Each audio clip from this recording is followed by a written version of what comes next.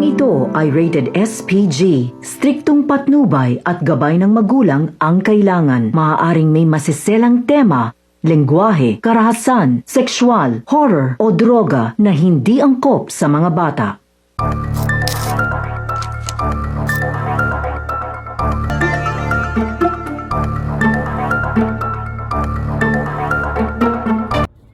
Siya ay si Mark, aka Marky.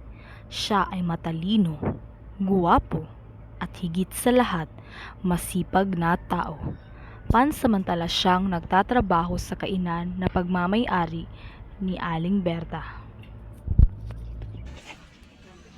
Selma, kalma lang, okay? Hindi ka aamin sa kanya. Hihingi ka lang ng itlog. Alam ko na hindi ka pa handa, kaya kalma lang. Kaya mo yan, okay?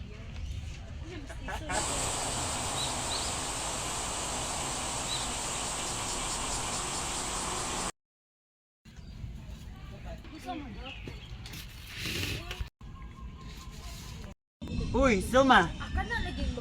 Ang aga mo ah! Gusto mo ba ng itlog with feelings? Ha? Tulad ng dati? Feelings? Parang tanga to. Oo, itlog lang pero walang feelings.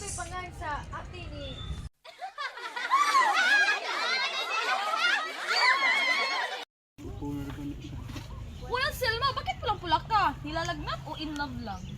Nicole, please, wag dito. In love? Sino? Secret! Basta nagsisimula sa letter M.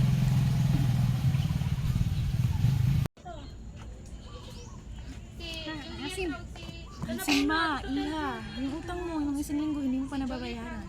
Ay, oo nga pala, Aling Berta, kasi, yung sweldo ko, hinihintay ko pa rin eh. Ako muna, bahala.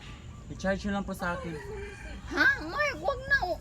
Wag mo nang dagdagan yung kabutihan mo, please lang. Selma, kung ganyan kabait ang lalaki, dapat i-level up mo na yung feelings mo. Hindi araw-araw nag-promo ang tadhana. Oh my God, is that you? Uy, Gwen!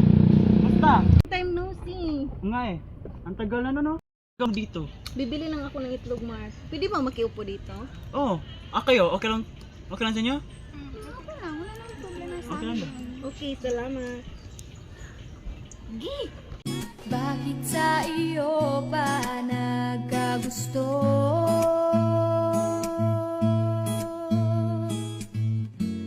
Parang gulay ika'y naglaho. Bakit ikaw pa ang napili? Ngayon ang puso ko ay suwi.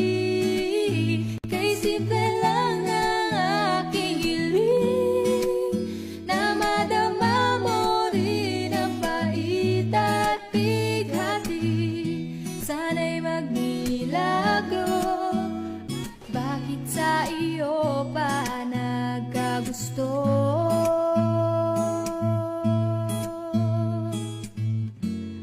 Parang gulay ika'y naglaho. Bakit ikaw pa ang napili? Ngayon ang puso ko ay suwi. Kay simple lang ang aking hiling, na madama mo. Mark, mauna na kami kasi may gagawin pa kami. Sige, ingat kayo ah! Salamat sa itlog ha. Yes. Enjoy kayo. Sige, para. Bakit sa iyo pa nagkagusto?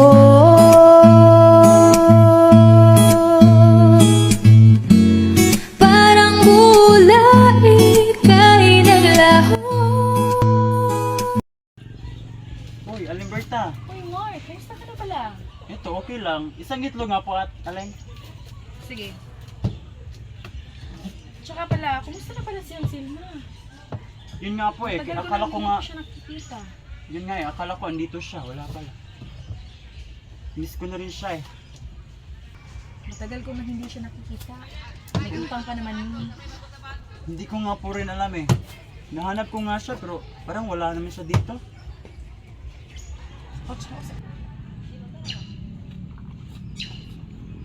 Uy, Selma! Selma!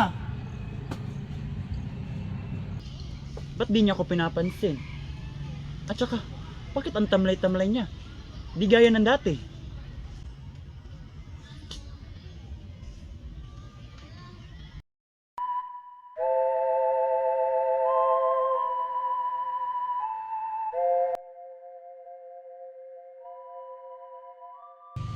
Uy, cancel mo yun ah.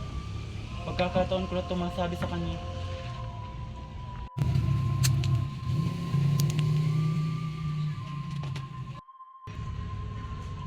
Selma?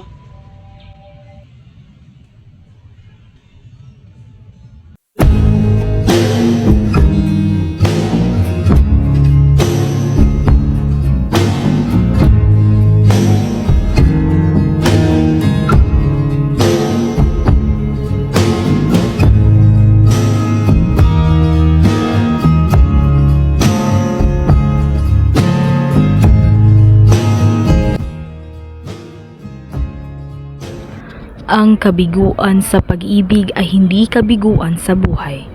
At ang pagiging magulang, kahit mag-isa, ay isang matapang na hakbang patungo sa mas malakas, mas matatag, at mas mapagmahal na bersyon ng sarili.